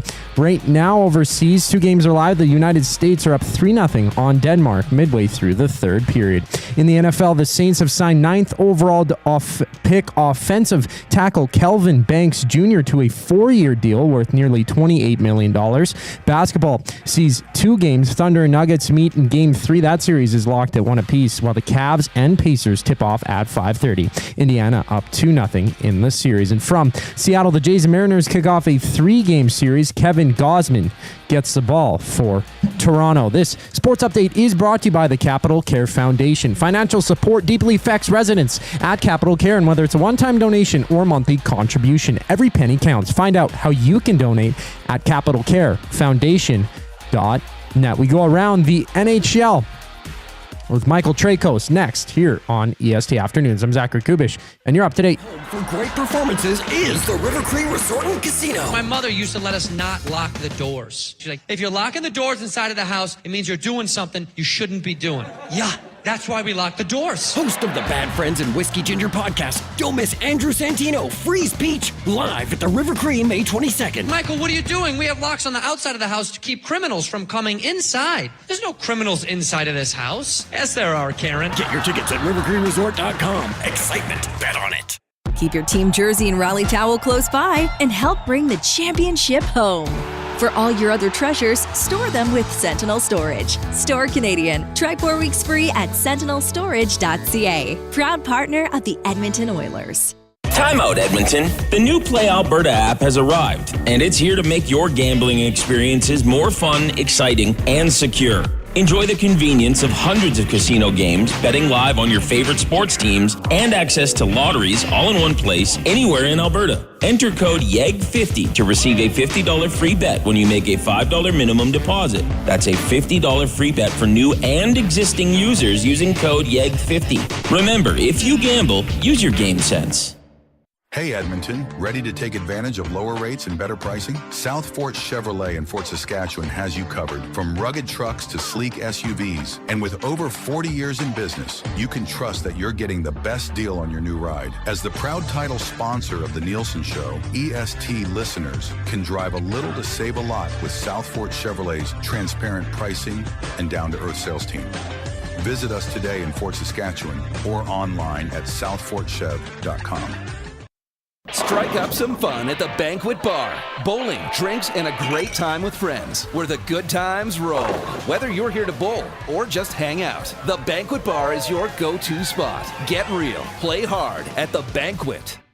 Got some gently used furniture or home goods that need a new home? Find Edmonton is here to help. Every month we furnish over 100 homes to those transitioning out of homelessness, and we need your gently used furniture and home goods. Drop off at 5120 122nd Street or call for free local pickup. Just visit findedmonton.com to learn how your donations can help create a home for someone in need. Plus shop our thrift store, in-store or online, with proceeds benefit those moving out of homelessness through housing supports. Visit us at findedmonton.com. Find Edmonton, supporting our community one home at a time.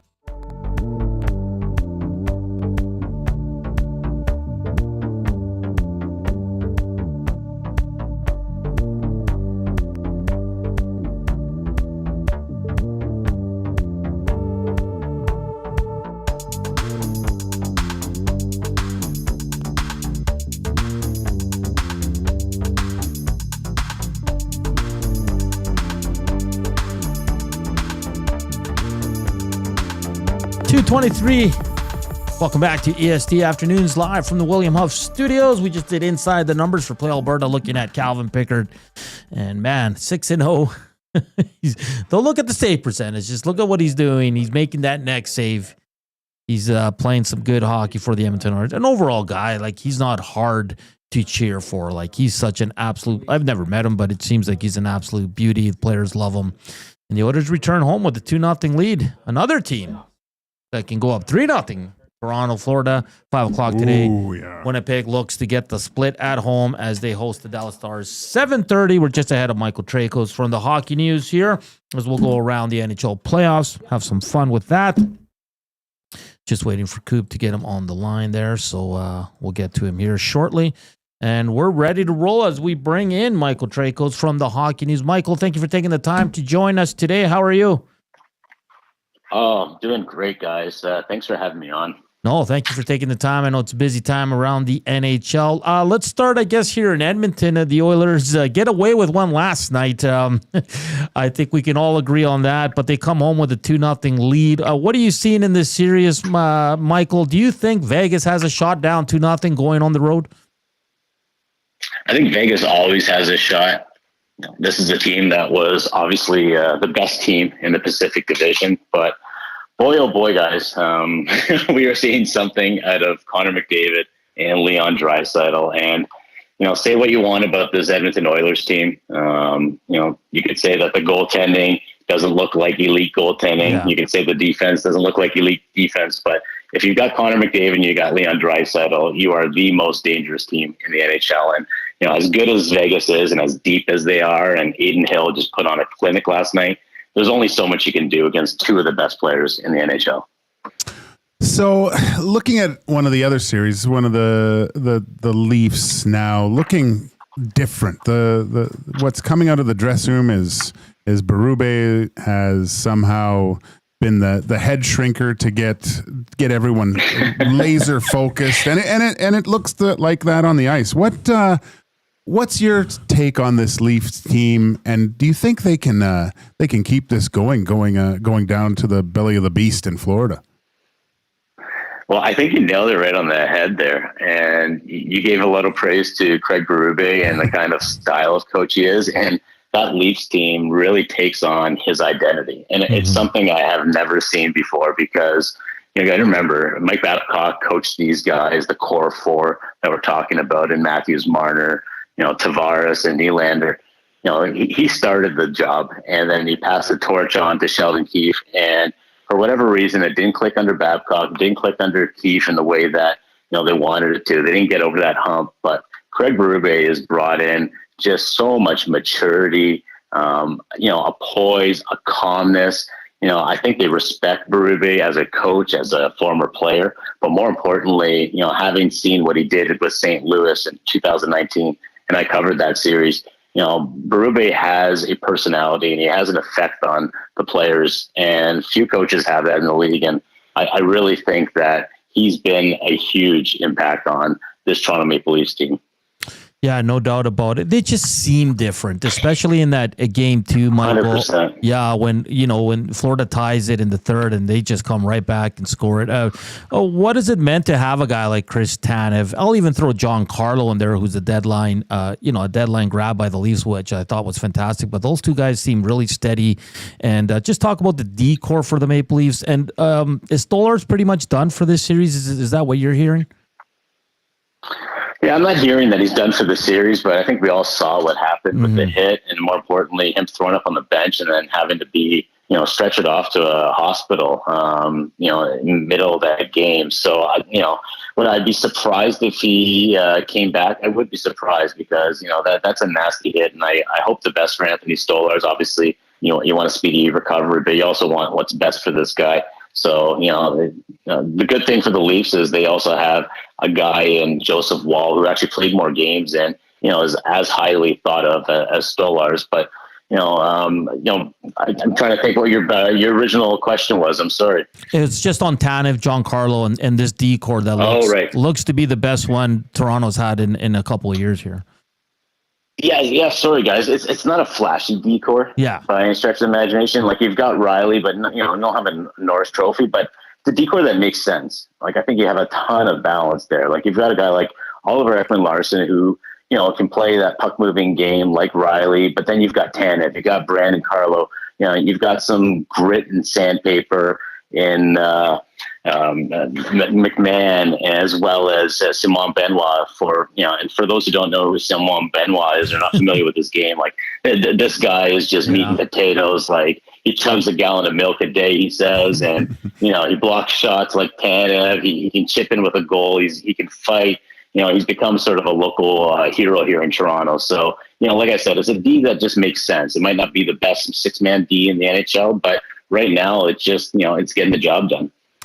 Michael, watching game 1, it kind of seemed to me that the Panthers didn't look as good or as efficient as they did against the Lightning, and I expected a little bit more. Game 2, I thought we'd see a different Panthers team, obviously with Ekblad in the lineup, but it did seem like Toronto handled a little bit more aggressive Panthers team quite well in game 2. Again, what do you think about this team going down to Florida now? Because to me, actually, they look like a team that's been to 2 consecutive Stanley Cup finals.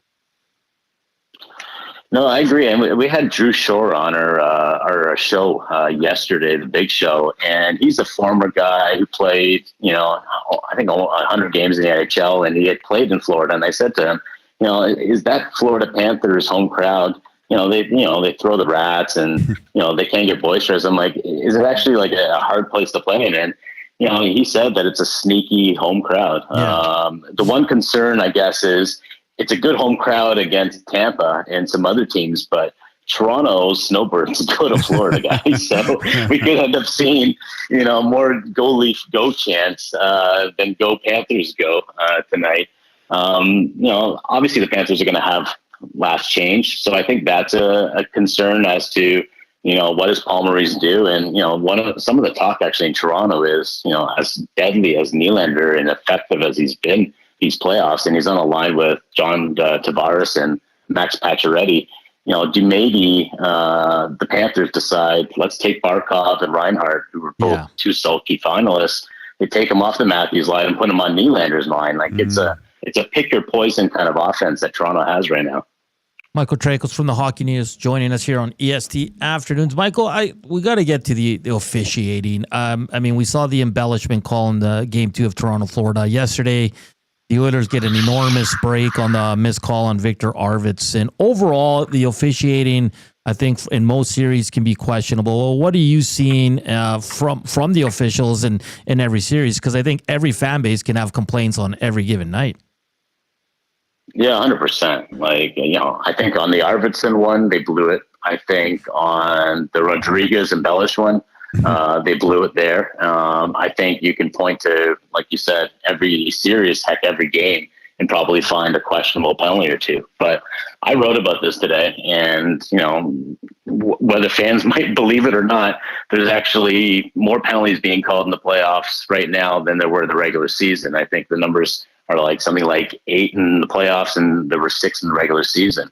That, the problem with that is, they're still probably missing another 8 penalties because it's the playoffs, and the playoffs are physical. The playoffs are dirty. It's where guys are going to cheap shot, and they are going to try to get every edge. And because of that, I almost feel sorry for the referees. Like, how do you catch them all?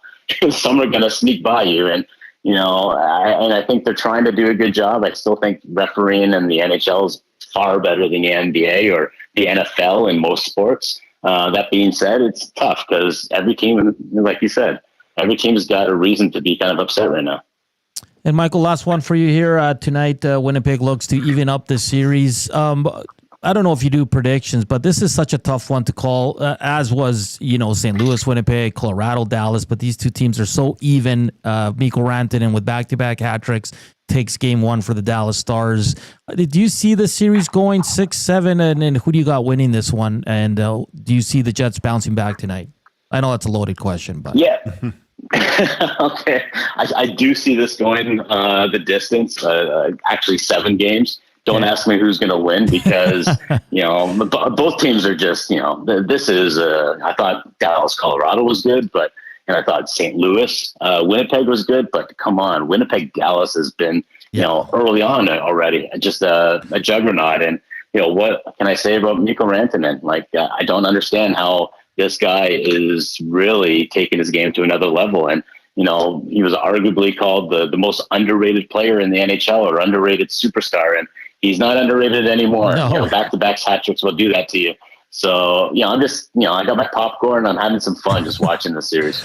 All right, Michael, we'll enjoy the game tonight. We'll see if Toronto can just take full control of that series. Florida's probably going to be ready to go here, but it should be 2 good games tonight, and then the Oilers back at it tomorrow. Michael, thank you so much for your time, and I'm sure we'll be chatting heading into round 3. Awesome, guys. Enjoy the hockey. Always a pleasure. Michael Traikos from the Hockey News joining us here on EST Afternoons. It's a great little interview. The officiating stuff is interesting. They're calling more penalties than in the regular season, but they're also missing a lot more as well. Well, he makes a good point, right? It's more. It's there's a lot more physicality. I just think from experience, again, I remember when you'd have preseason and you're like, oh my gosh. As a young kid, you're like, this is so fast. Then you get to the regular season, and it's another level.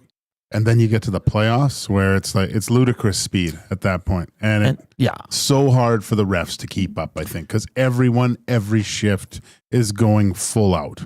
I'm not giving Arvidsson it was a bad play. It should have been called a penalty. But in live speed, like even on the replay, we had to okay, the stick is there. But the refs, they're human, man. They're going to miss stuff, right? And it didn't look like Arvidsson's stick got between the legs, no, right? It was just on the skate and kind of drove him into the board. I think he drove when who was it? Haig. Was it Haig? It was McNabb. When he tried to do that other stride. Yeah. And then that's what caused him to go into the boards. Yeah. So, and listen, officiating's been bad, I think, in certain areas in every series for every team. And like I said, every fan base can complain. And now it's Vegas' turn, right? Because they missed it. Should have been 2 minutes. Sure. I mean, the cross checks. If you weren't going to call that, it would have been ridiculous. Surprised they did, actually. And then you look 2 years ago, an over the head slash to a guy's arms should have been 2 games. Yeah. No, and listen, the officiating's bad both ways. As we say hello to the Winnipeggers, the Hustlerites, the WSTers. How you feeling today, Winnipeg? Ooh. Are you nervous, excited? What's the vibes like? Looks like Morrissey might be back. That's huge, man. He's so good. I want to ask this from our Winnipeg audience, and let us know in the Nasty Chat or the River Korean Box 780-218-9999. What did you think of Connor Hellebuyck in Game 1? Were you happy with his performance? He's taking a lot of heat every time they lose, right? And I think that's his first home loss. Well, when you have the top goalie in the league that everyone's talking about that should win the Hart and run away with the Vezina, and you get average playoff goaltending, you're going to be under the heat lamp a little bit. He has to be better. He has to make the one more save than Ottinger does. But for game one, like I guess what I'm asking is they're not putting the loss on him. It was a team. No, I think it was a close game. Yeah. Kind of a snooze fest. Silas Stahl says Helly was great. The Angling Oracle says Helly was fine. Okay, so that's good to know. Okay. Yeah. So I know he took a lot of heat going into Game 7 after that Game 6. And it was fair, don't get me wrong. And then the start of Game 7, people were asking for Eric Comrie to come in. But Charlie says first period with Helly wasn't great. He played well after. It's interesting. Him and Ottinger, man. Yeah. Because I've seen Ottinger let in some bad goals, but it seems like he settles down after. I am not... granted, I don't watch Ottinger too much. Yeah. But when I do watch him, seems like he gets like he's a good goalie. I don't think he's unreal. Though. No, he's put in a place with the top guys. Yeah. Like he's not Hellebuyck, I don't think. He's not Vasilevsky. He's not Bob. Yeah, I don't get it either. Like, I think he's a really good goalie, but I don't think he's in the upper end of the elite goalies. Because when I watch him play, there's always a weak goal on him. Here's a good question for you then. Who's your top? If you were to have the Olympics tomorrow and you're picking your 2 goalies on the U.S. Olympic team, who are you taking? And everyone's healthy. Connor Hellebuyck. Everyone's healthy? Everyone's healthy. Thatcher Demko. Yeah. If Demko wasn't dealing with this weird injury, I think he's the second best American goalie. Gosh, I mean, he might be the best. He might be the best. Yeah. But we won't know because this thing keeps nagging. I know. And we just don't. Because I think, who's the goalie in Boston? Jeremy Swayman. He took a step back. Yeah. Without Allmark being the number 1 guy. Well, just without a completely different decor too, right? I think Ottinger would be there still.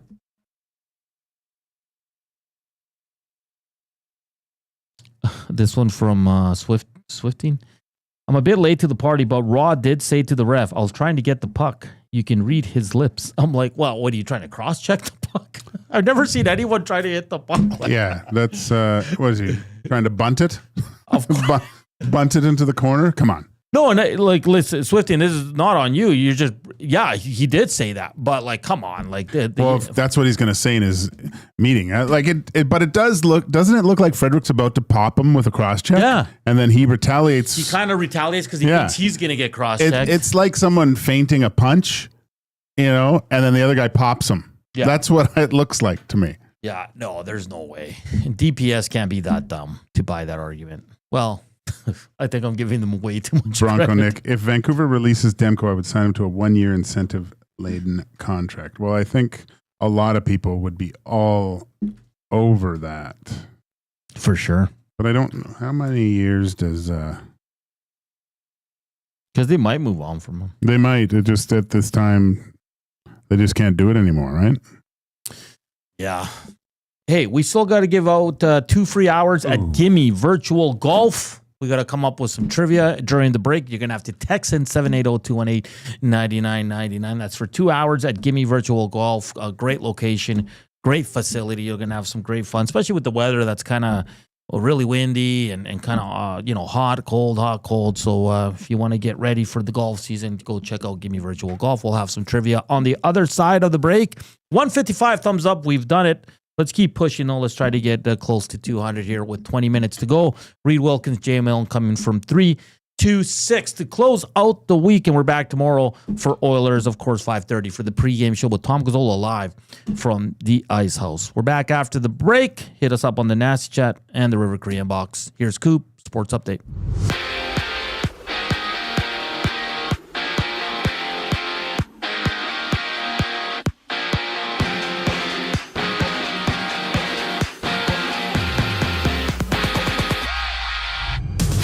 After receiving a 5-minute major for cross-checking Edmonton's Trent Frederick in the face in last night's game, Nicholas Waugh of the Golden Knights is set to have a hearing with the NHL's Department of Player Safety. In 2 games dot the NHL slate tonight, Panthers and Leafs go at it. Game 3 having Florida down 2-zip in the series. Elsewhere, Dallas hits the ice in Winnipeg for Game 2. Dallas up 1-0. And overseas, Sidney Crosby has been named as the captain of Team Canada at the World Hockey Championship. Canada facing Slovakia tomorrow. Right now, the States control Denmark 5-zip late in the 3rd period. And down south, offensive tackle Kelvin Banks Jr. has been signed to a 4-year deal with the Saints after he was drafted 9th overall at this year's NFL draft. Basketball has a pair of games. Cavs and Pacers tip off at 5:30 in Game 3. Indiana winning both contests so far before OKC plays Denver, with the series tied at 1-1. And from Seattle, the Jays and Mariners open up a 3-game series. Kevin Gausman starts on the mound for Toronto.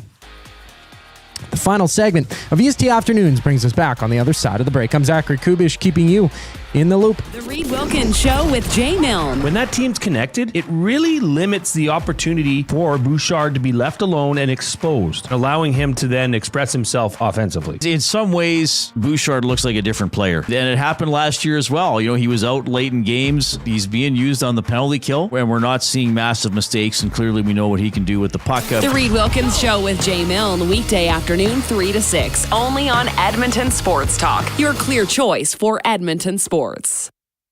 Your home for great performances is the River Cree Resort and Casino. My mother used to let us not lock the doors. She's like, if you're locking the doors inside of the house, it means you're doing something you shouldn't be doing. Yeah, that's why we lock the doors. Host of the Bad Friends and Whiskey Ginger podcast, don't miss Andrew Santino, Freeze Peach, live at the River Cree May 22nd. Michael, what are you doing? We have locks on the outside of the house to keep criminals from coming inside. There's no criminals inside of this house. Yes, there are, Karen. Get your tickets at rivercreeresort.com. Excitement, bet on it. You've heard the name, but what does it mean? For over 66 years, William Huff Advertising has supplied signage from screen printing to digital to LED with design, production, and install in-house. It's a one-stop shop for all your signage needs. Edmonton owned and operated, William Huff has been trusted by the biggest companies and teams in the City of Champions and many others across the country to do the job. If you're looking for a way to get the word out about your company or event, they are the answer. Go to www.williamhuff.com. Their results speak for themselves. Play more tables and games. Play more tables and games. Make the most of your fan game. Oh, you want to, you need to, you know just what you gotta do. It's time to add some fun to your life. Make the most of your fan game.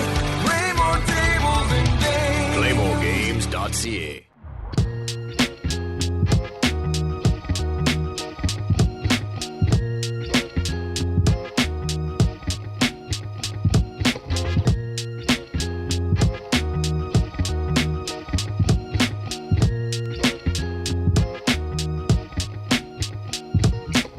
.244, last segment here for the week on EST Afternoons.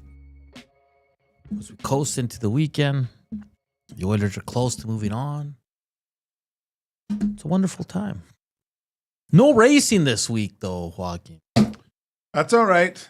Next That's week, though. Okay. I gotta put my boy Colapinto on the team. I know there's going to be a lot of. He won't cost a lot, eh?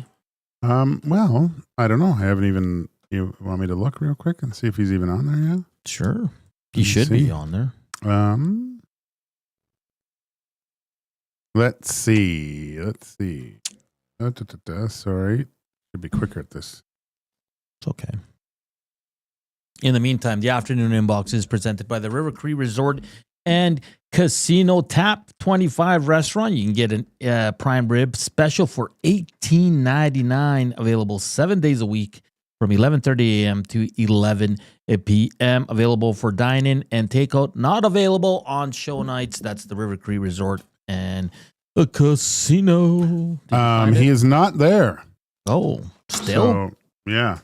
They'll probably do it like Monday because IndyCar tomorrow. Sweet. Thanks, nice. Van Owen. I'm really enjoying IndyCar. I think it's pretty fun. The only I feel like F1 has better like coverage of like, the teams in their. Yeah. So. You can't compete with that, especially with F1 TV.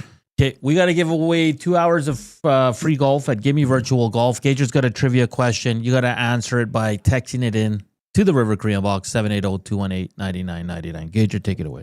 What Oilers goalie has the longest time between wins? Does that make sense? Yeah. What Oilers goalie has the longest period of time between wins?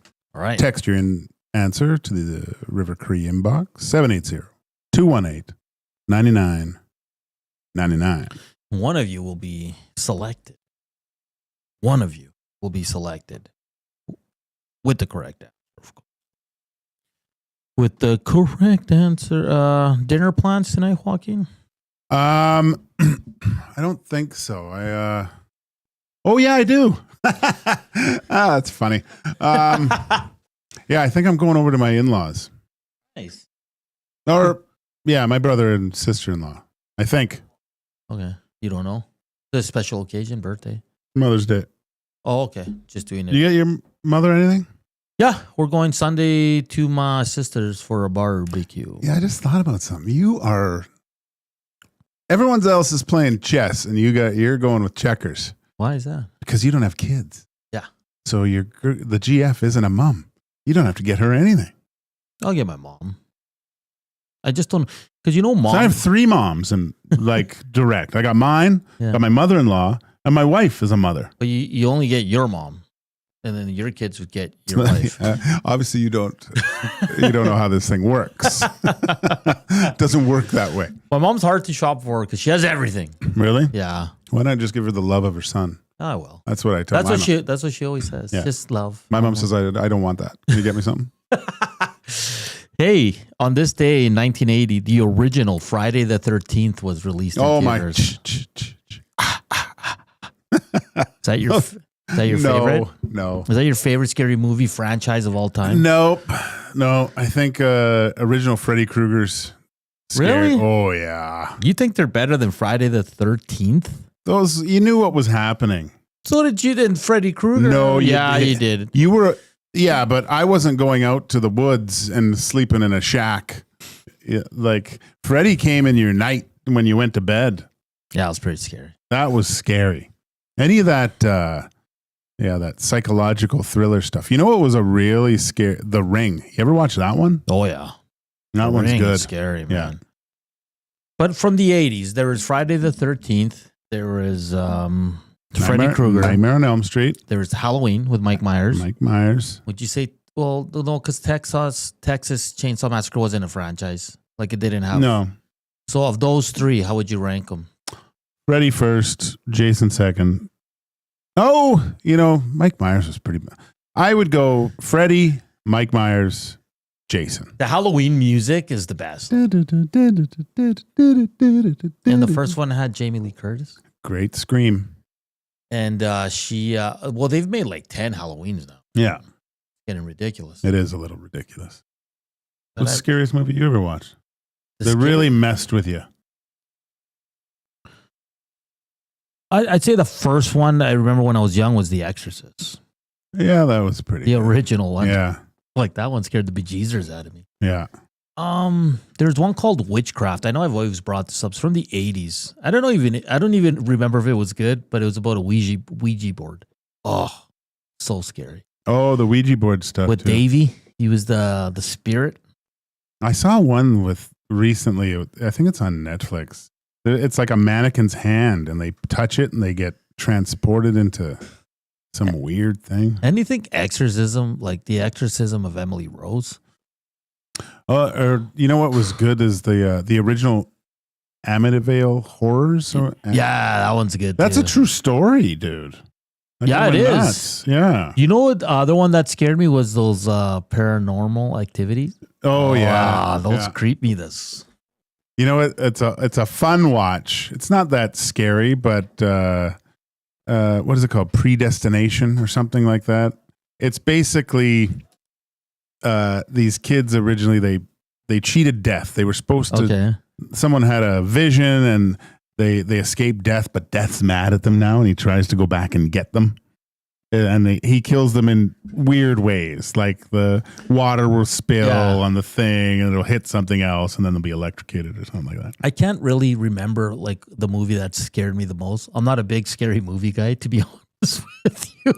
No, like Child's Play is stupid now, but back in the Chucky? day, Chucky was Chucky scary was when you were a bad. kid.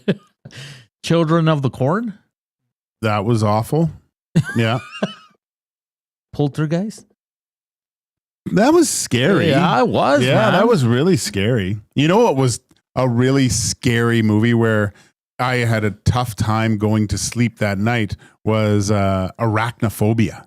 You ever see that? Oh yeah, that's old school. Man. Yeah, but you went to bed at night and you felt a spider touch you every 3 seconds. Bronco Nick's scariest thing I watched was The Decade of Darkness. Or the Oilers' third period yesterday. That was pretty scary. Final Destination? That's scary? And I don't know if it's scary, but it's suspenseful, I would say, I guess. Texas Chainsaw Massacre, the one in the 2000s. Well, scary. I think Jessica Biel was in that one. That one was really good. They find a little girl walking in the street. Remember that? Oh, man.